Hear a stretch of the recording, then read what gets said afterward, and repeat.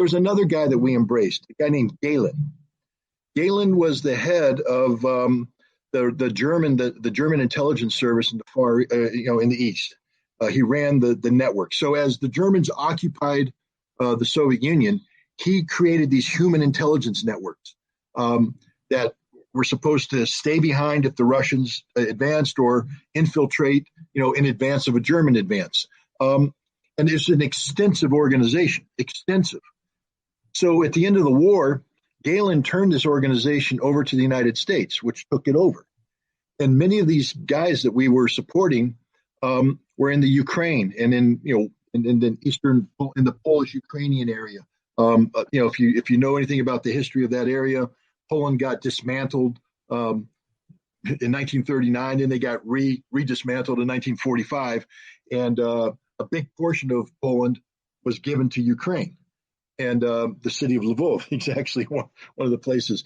But there was the organization of Ukrainian nationalism, the Ukrainian Nationalist Army, whatever. They fought a brutal conflict with the Russians. I mean, they killed 23,000 Russian soldiers. They lost 200,000 of their own in the Republic. We're talking about serious conflict, all funded by the CIA. The CIA funded these people, provided them weapons, provided them the intelligence. And then when the conflict ended, they became a political group. We then turned them into a propaganda group, spread information against the Soviet Union. The fact is that these we stopped funding them in, I believe, 1990 when the Cold War ended, but we always maintained these links to them. So the notion that the Nazi movement in Ukraine is a modern phenomenon is absurd. It's been there. It's in the DNA of Western Ukraine. And if you're a Soviet, like my wife was, if you're a Russian, you hate the Nazis with a visceral hatred that's hard to describe. These are the people that invaded your country, are responsible for the deaths between 23 and 30 million people. And so now we have a Ukrainian government in 2014. The Maidan, let's back up for a second. I think I implied this before. I'll state it again. The Ukraine that emerged at the end of the Cold War is the single most corrupt nation in Europe.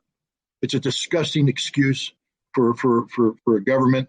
They're oligarchs that steal everything for their own wealth, and they let the Ukrainian people suffer. If you go through Ukraine, you'll see giant mansions that are connected with well-paved roads that connect to a little airport where they have their private jet.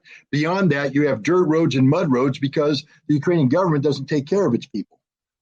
That's just the reality. It's just a corrupt country. And I think 2003, 2004, there was a revolution, the Orange Revolution, one of those colored revolutions where the West bounced out a pro-Russian government. I think Kravchuk was his name, and replaced him with one guy, and then some girl came in, Timoshenko or whatever, and they were talking about moving to the West, becoming part of the European Union, etc. Russia didn't like that, and so there was some politicking going on, and finally the Russians got a guy named Yanukovych, Viktor Yanukovych, elected. And Yanukovych was a pro-Russian president who made some noises about the European Union. He didn't dismiss it totally, but he wasn't playing their game. And so what did the U.S. do? They orchestrated a coup. I mean, I love it that in America, when we have a giant demonstration that turns into a riot that storms the Capitol, it's an insurrection. And I don't want to get political. What happened that day was horrible. It's an insult to democracy, et cetera. But we lose our head over one day of rioting where the rioters actually peacefully left the Capitol afterwards. That doesn't excuse what they did, but we call that an insurrection. But in the Maidan, where we weaponized dissent, we brought in the Nazis, the people that we know, the people we trained, we organized, we know who they were. We brought them out of the woodwork, brought them to Kiev, turned them loose on the street, where they slaughtered people, snipers, everybody, the big fiction of the Ukrainian government snipers. No. These were the Western Nazis firing down and blaming it on the government. They burned people alive. They murdered people. and they took power.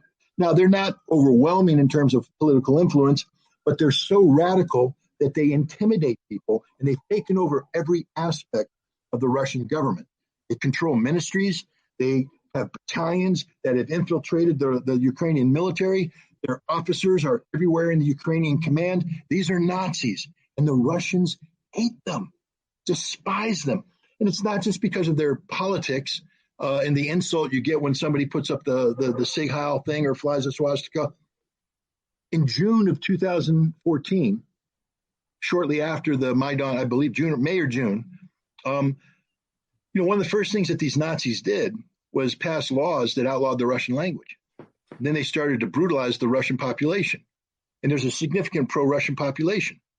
In Odessa, a port town with a significant Russian population, peaceful Russian activists got together and protested what these Nazis were doing. How did the Ukrainian government respond? They bust in neo-Nazis who took 30 to 50 of these people, put them into a building, and set the building on fire, killing them.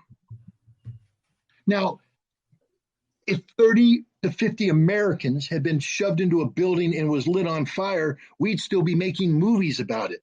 There'd be books written about it. It would be part of the daily, conversation of the nation of how did this happen? Damn those people who did this. The world doesn't even talk about this. You know where they talk about it? In Russia. 2 months later, Lugansk and Donetsk declared independence because they said, we don't want to be part of a Ukraine that burns Russian speakers alive. And they turned to Putin and said, we declared independence.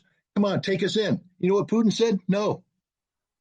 I respect the integrity of Ukraine. We'll find a way to fix this for you. We're going to help you defend yourselves. But no, you're part of Ukraine. You're not part of Russia.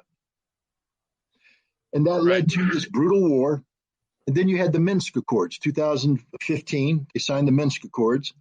The Ukrainian government signed it. It was a deal that in exchange for a ceasefire and the Russians disarming, the Ukrainian government would grant them autonomy so that their Russian language and their Russian culture would be protected, but they would stay part of Ukraine. That was the deal. The nationalists, the Nazis, said, no, we're not going to let this happen. And they've held Ukraine hostage ever since. Just this past fall, the international community formed something called the Normandy Format. It's a diplomatic outreach with Germany, France, the United Kingdom, and Ukraine. Russia's not a part of it. Russia was a facilitator, and they're supposed to implement Minsk. What happened? They had their latest meeting, and the Russians said, hey, guys, you want to bring this crisis to an end? All you have to do is get the Ukrainians to implement Minsk. Then Donetsk and Lugansk will be given autonomy and reabsorbed. This whole thing goes away. The British, French, and the Germans all said, no, we're not going to pressure them to do that. And then they came out and gave their speeches. Oh, the Minsk process is alive. It's a diplomatic process. We're going to continue it. And the Russians went, no, we're not playing this game. And they released the transcripts. The transcripts clearly show that the Europeans turned their back on it. And that's when Russia said, we're going to solve this problem ourselves, which is why we're going to war. This war is so much more complicated than people understand. It's about NATO expansion. It's about the abuse of Russian-speaking people. It's about the rise of Nazi ideology. The last thing it's about is a crazy Russian president who on a whim decided to invade Ukraine to reconstitute the Soviet Union. It's not about any of that. It's about all this other stuff. But if you turn on TV today, all you hear about is how crazy Putin wants to rebuild the Soviet Union.